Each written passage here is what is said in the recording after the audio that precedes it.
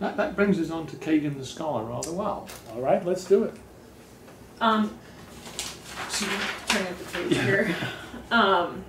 So that actually is a very nice segue indeed. You've kind of addressed. Was there anything you'd like to add on why you chose ancient Greece?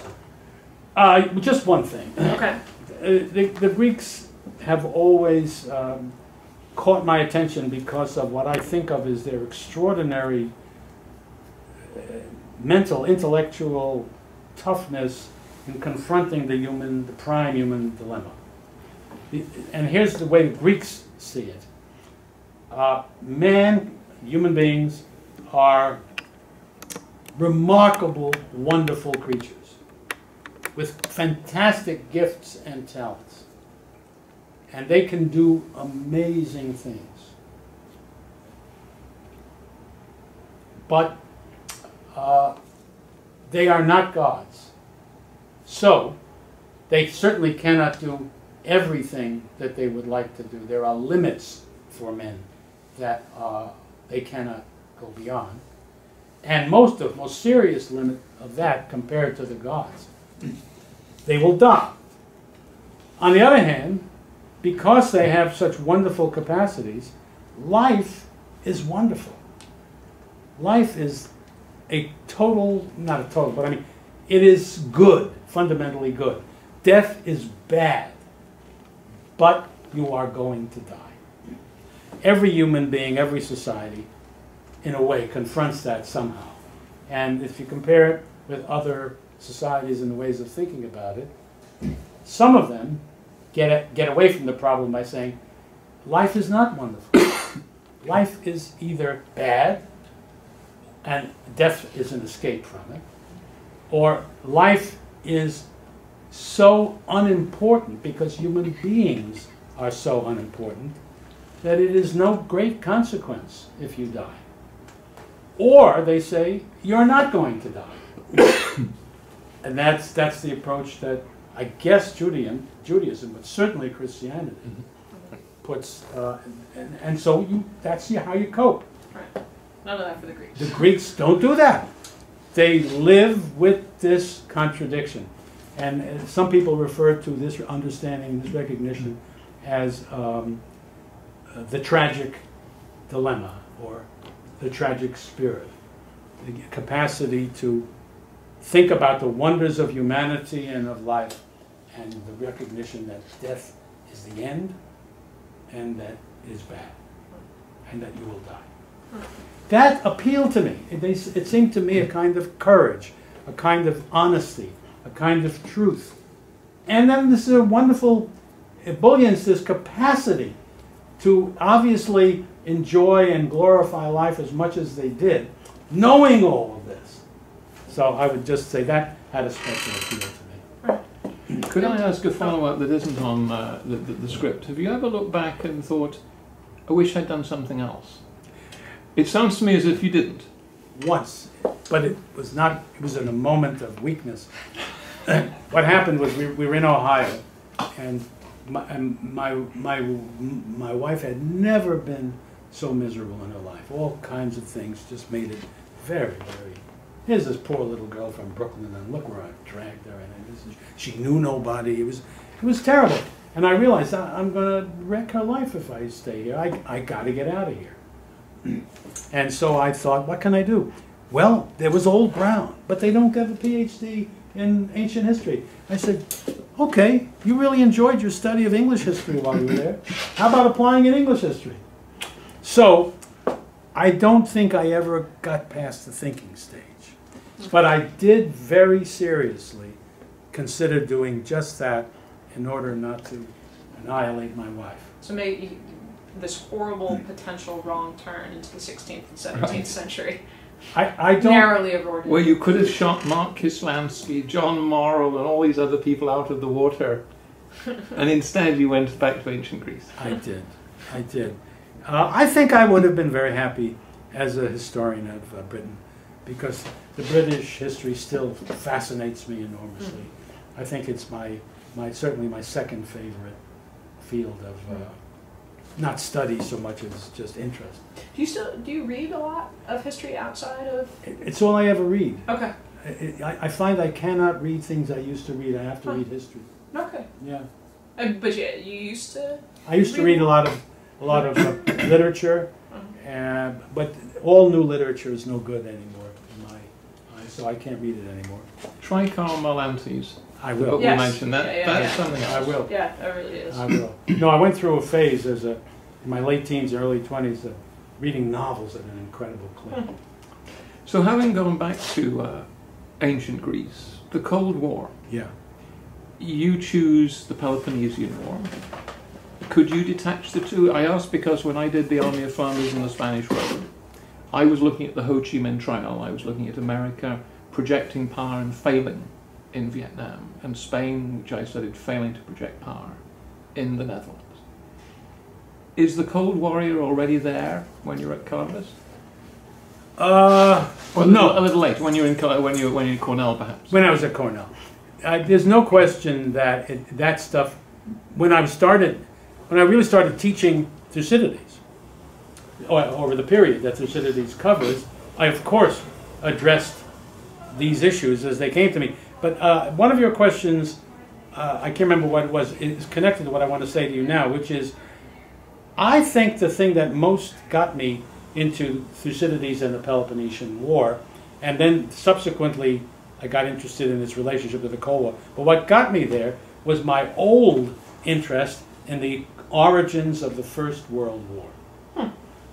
In fact, anybody who reads my first volume of the Peloponnesian War will see that the influence of my interest in the First World War. I saw so many interesting analogies, comparisons, suggestions between those two. And that, I think, that really, it was in the question of the origin, how did these wars happen, of which the First World War was the one that first caught my attention, that really got me rolling in this direction. When I was at Cornell, they had a very special scholarship house for brilliant kids called Telluride House. And every summer they got a couple of faculty guys to give a seminar for the kids they were looking over to admit to there. And they asked me to do it a couple of times. And when I came back from, I had been in Washington on a fellowship for a year writing volume 1. When I came back, I invented a course called The Origins of War, in which it was a comparative course in which we studied a number of wars, including the First World War. And since the Vietnam War was on at the time, we did that. And between the fact that I had already just written this, and I had written that, as I say, in large part because of my interest in the First World War, and then I did this seminar, that was the thing I was going to end up doing something about, because it was that subject was a big. And of course, when I finished the volume on the origins of the Peloponnesian War, I had gotten interested, and I wanted to know what happens next. And I remember there was a great scholar who was the reader for my manuscript for the Cornell Press in that first volume. His name was Benjamin Merritt. He was just a giant, a great scholar. He was the reader, and he approved that manuscript. So when I got to it, he was willing to be identified. And I said, I need your advice. I said, I think I'd like another couple or 3 volumes to finish the war. Do you think that's a good idea? And it's a piece of wisdom that came back. He said, I have found that the best books are written by those people who want to write them.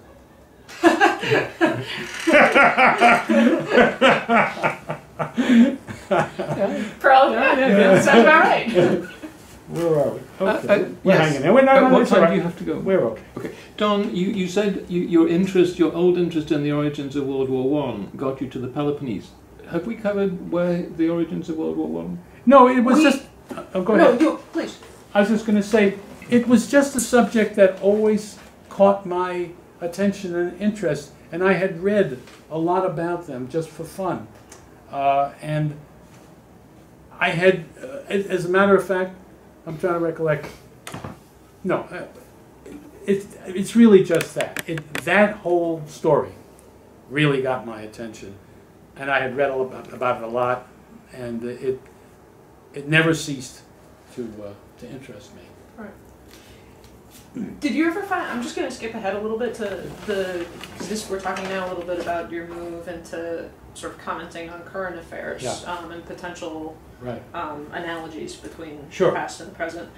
Did you ever feel any tension between your role as a scholar and your emergence as a public intellectual? No. Or more like they complemented each other and informed each other? It seemed to me in each case, I identify a problem, a question, or get into a controversy about something because I find it interesting, because I think I have something to say about it.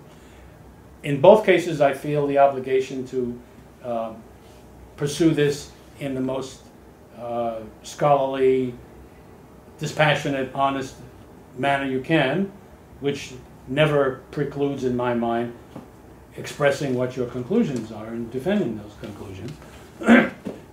And the only difference, if you're writing them in a book to be reviewed in the American Historical Review or in a magazine to be read by ordinary people, is the style of presentation. Okay. But it's the same game as far as I'm concerned. Right. Okay. And so, in those books attempting to read a more popular audience, those start in the 60s, the 70s? I think the first book that I wrote that wasn't aimed largely at scholars was Pericles. Okay. And that was very clearly meant to be for non-scholars. Okay. And that was a very clear attempt to sort of engage in contemporary concerns, which I thought might be illuminated to some degree by what was the experience of Pericles and the Athenians. But I'm very open, especially at the end of that book, in which the occasion, it was when the wall came down and all these Eastern European countries were forming themselves, and I was in a sense giving them some advice about what their problems would be and what possible approaches and solutions would be as revealed by studying Pericles and the Athenians. So that was very consciously an attempt to bring those two things together. Right. Which of your books are you the most proud of? Pride goeth before the fall. I try. I'm kidding. Of course, I have some pride about these things. Yeah.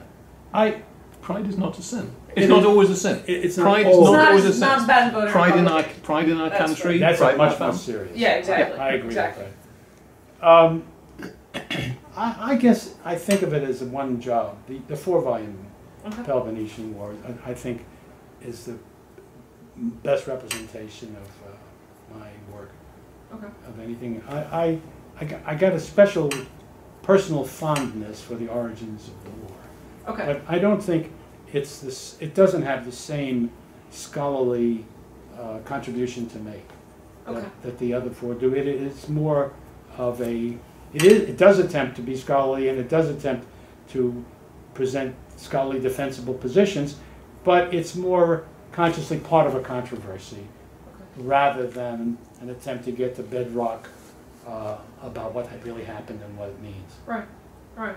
And is it a combination just the solidity of the evidence, the presentation, or the style? Is it all of the above? Well, you know, when you take such an incredibly broad subject as the origins of war, you know that you're nothing like an expert on great chunks of that stuff. So you're in a different situation. Right.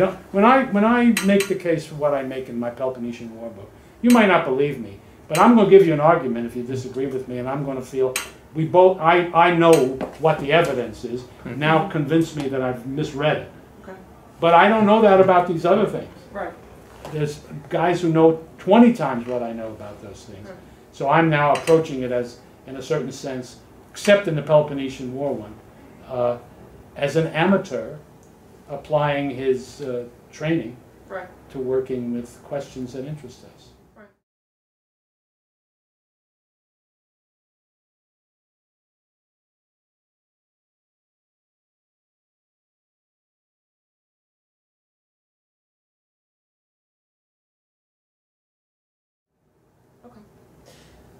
Let me switch gears again a little bit to back to teaching. So when you did you train PhD students at Cornell, or were you first? Yes. Okay, you started at Cornell. Yes. Okay. I've always been, I wouldn't say always, but almost always been very fortunate in the people who have come to study with me. And that was true at Cornell. I had 3 PhDs at Cornell. Every one of them very good. And that was very... Presumably that's Al, Barry, who's the third one? It was a guy named Ron Ligon who was my first. He later on went to work, spent a good part of his career at the University of Illinois at Chicago, Okay. where he was then corrupted and turned, unfortunately he was very skilled at this, and he became an administrator. What are you going to do? But first he wrote a very good book on the history of ancient Megara before he succumbed. And of course there was Charlie Hamilton, who was just as excellent as you could be. Okay. And then Al Bernstein, who was very, very talented, wrote a very good book on Tiberius Gracchus. Okay. And then became, went over to the Naval War College and turned it into the most remarkable collection of military historians you could imagine. Yes, And worshipped by the men who worked for him. And subsequently other jobs for the government and so on and so forth. Don, did you give them their subjects, or did it Next question. did it evolve, or did they come to you and say, Professor Kagan? What did they call you in those days? Professor Kagan. Yeah, I thought so. Yeah, that's right. Ron Ligon was obviously influenced by the stuff I was interested in, was doing. He wrote, I forget what his dissertation was about precisely, but it was about 5th century Athens, the kinds of issues and questions that I was interested in. And he selected that subject, and he selected the particular chapters that would fit in. It was very much his work, although he was obviously influenced by working with me into the general category of stuff that he did. That was him. Charlie Hamilton, I suggested it to Charlie. He came to me and got any advice for me. And I said, well, since I'm in the process of straightening out everybody about the Peloponnesian War, you needn't bother with that. But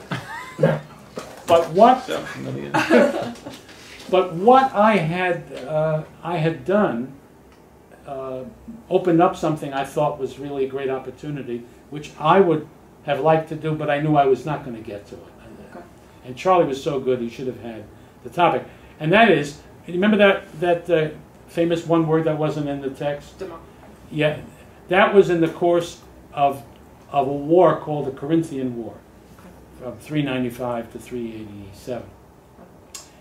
And there was no proper history of that war.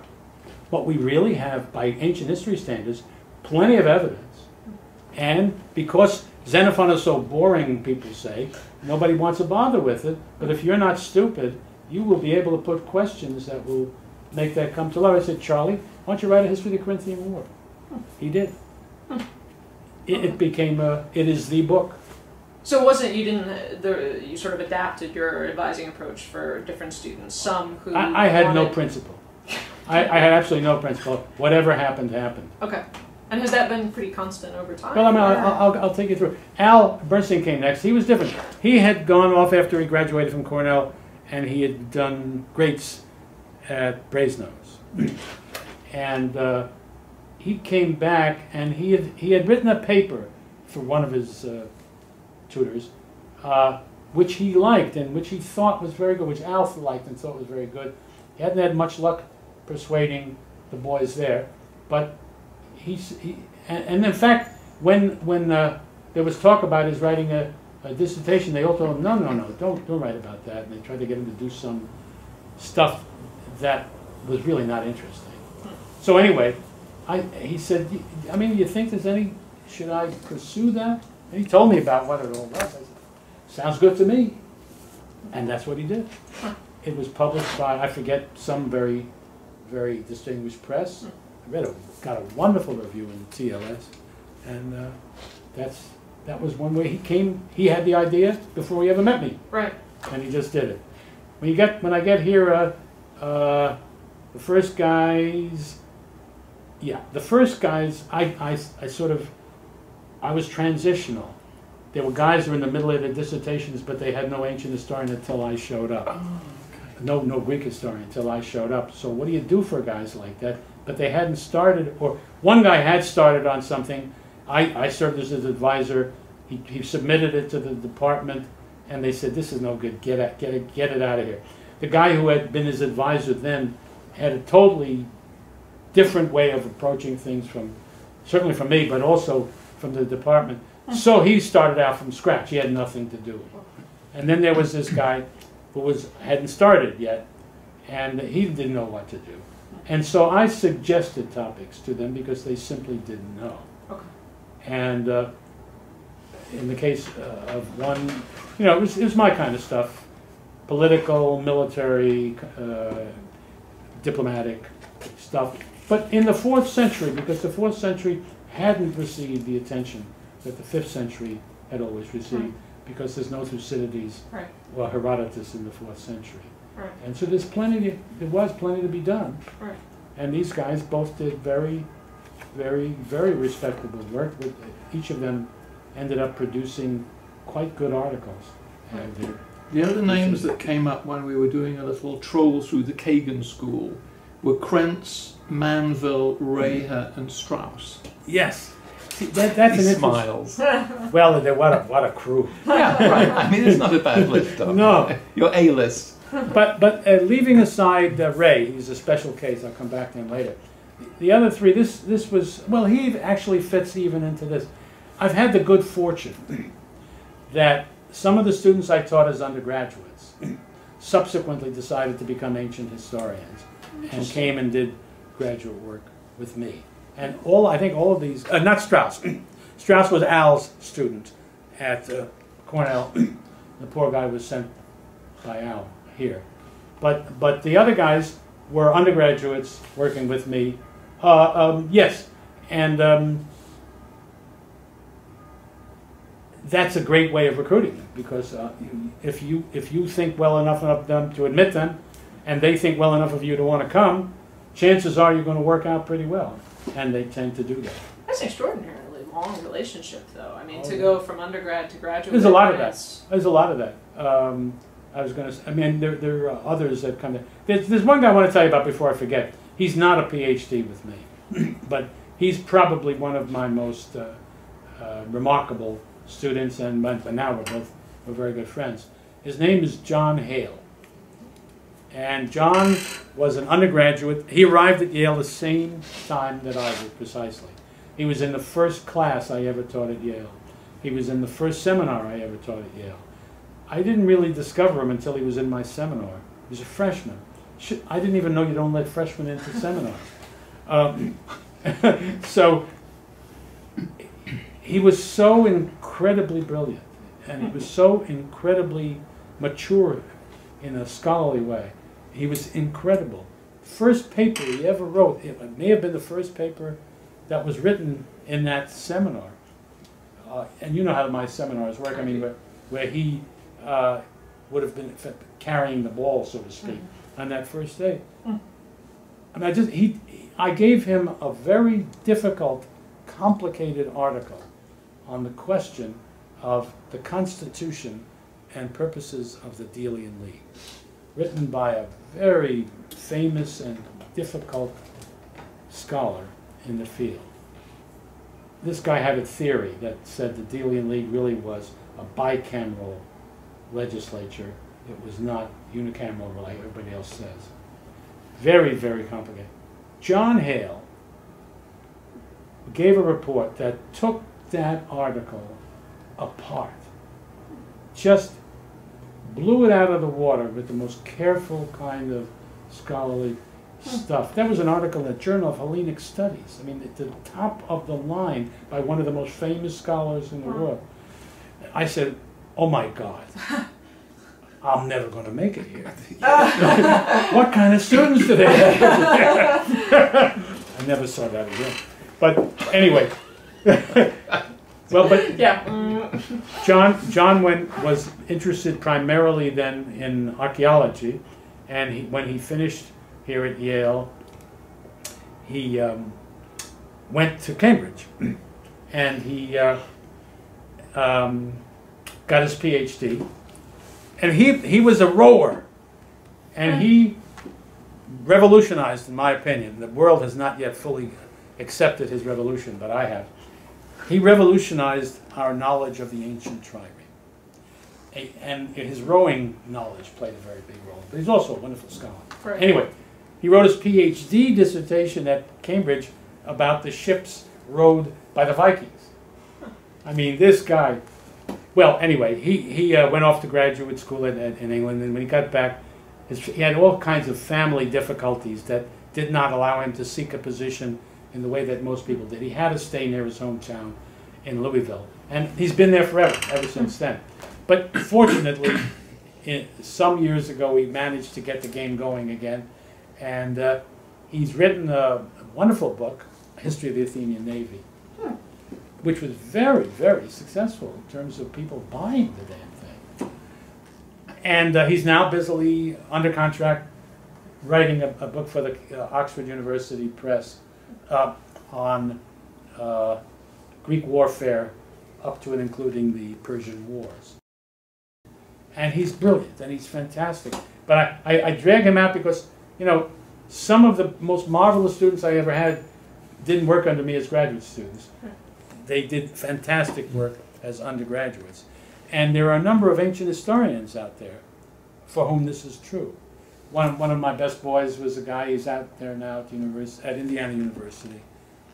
His name is Robinson, who is a youngish guy, but he taught at Harvard for 5, 6, 8 years, something like that.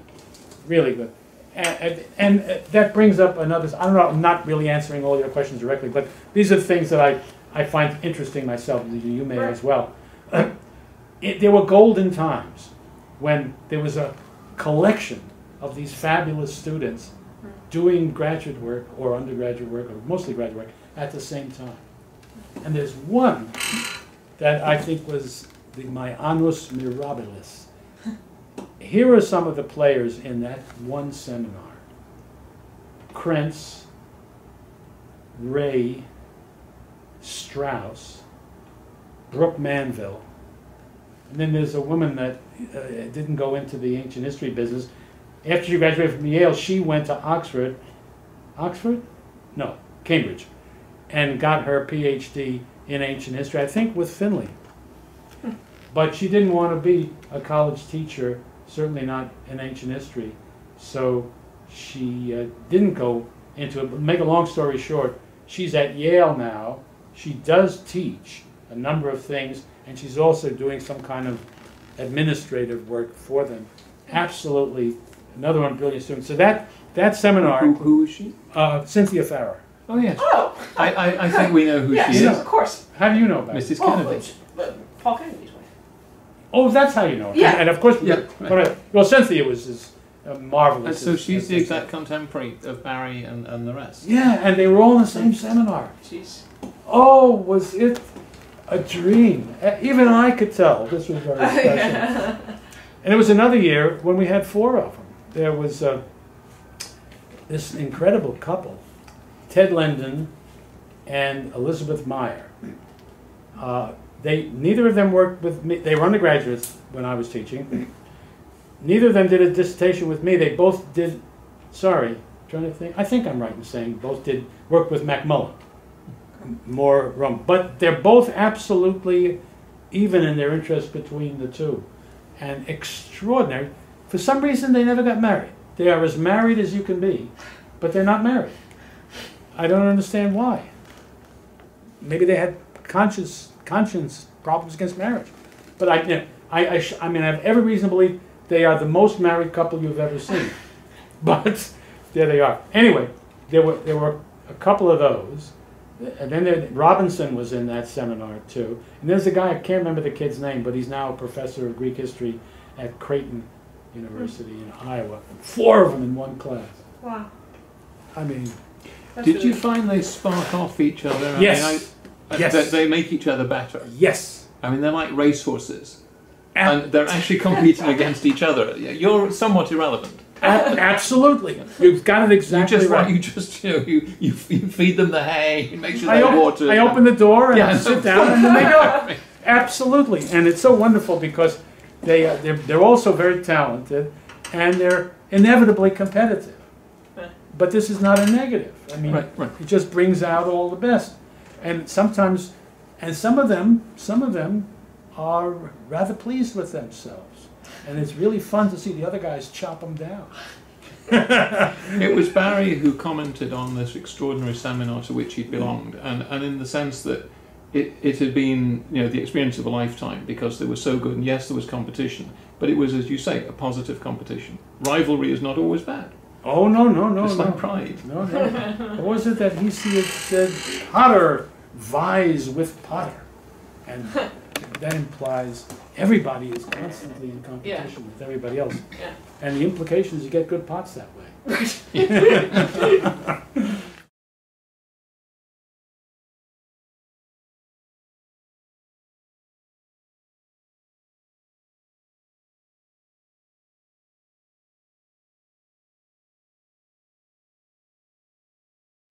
Did you have to change your strategies over the years for teaching, or have you pretty much been trying to do the same thing, using the same techniques? I was, lectures are lectures. Okay. Nothing changes for me there. But I refined my seminar teaching over time as I learned, as I thought of ways of improving my situation. For instance, one of the things I always didn't like, even about Dulles' seminar, was sitting there and listening to somebody read a paper at me. So when technology emerged, I required the students to print out the paper and distribute it a week in advance so that the students would be required to know what's in the paper and nobody ever read a paper. Right. I thought that was a major leap forward. Right. And so I did that. And then I used to, in the beginning, I used to try to get the students to do all or most of the questioning of each other. Okay. And that turned out to be wrong. That's unfair. They don't know enough, or if they do, they don't have confidence enough that they do know enough to put the right questions, the best questions. They'll put some and they'll be okay, but not as well as you can do. Yeah. But that's too critical to leave to an amateur. So I now begin all things with me grilling the student until either students want to break in and join, or until I figure I've had enough and call on somebody else to get them. Right. And that, I think, is also a plus. I think it works better. I really liked that, actually. I remember, it was just, the seminars didn't wander too much. They were on point. You were good at wandering down alleyways when a really interesting one arose. Right, but just meandering. You need some experience to avoid that. Yeah. So, but I remembered that as a student, nothing infuriated me more than having a student carry on who didn't have anything interesting to say. I don't want to hear that. And don't you get salary? Aren't you supposed to say something? I would feel that way in an unsatisfactory seminar. So I realized I shouldn't let that happen. That sort of thing is the way the change is right. Let me give you a concrete example. You also taught Kate's father. She told me that. I mentioned that. And so how would that have changed? A seminar in which Kate's father... I don't think he was in the seminar. 30 years. He was probably in the lecture. Yeah. Okay, that's right. Okay. Right. When you say a lecture's a lecture, you have not perhaps heard of PowerPoint? No. Okay, I thought not. No. And you don't need it. And you hold them anyway. I don't know if I do or I don't, but it's too late for me to change. It's not my way. It just doesn't seem natural. There you go. Do you have a sense of which group you've had a greater influence on, undergrads or graduate students, or different types of influence? Not even how you think about it? Certainly, no, I don't think about it that way, but when you raise the question, I would say I probably have had a greater influence on undergraduates. For one thing, there's so many more of them. But second of all, you know, you never, especially if you're just lecturing to them, you never know Right. what's happening out there. But sometimes you get these astonishing revelations that you never would have imagined. So when you're as old as I am, you know, you get communications from students you taught 20 years ago, 30 years ago, 5 years ago, and they tell you something and said, this was incredibly important to me, and they tell you why, and all that kind of stuff. That leads me to think a lot more of that happens than you imagine. Right. And so I figure that's the case. But of course there's also the fact that from another angle, I must have had some kind of an influence on some of them because a fair number of them decide to go on and do work in the field. Right. As I say, a lot of my undergraduates Right. turned out to do that. Right. So I would say my larger influence was mainly because of numbers.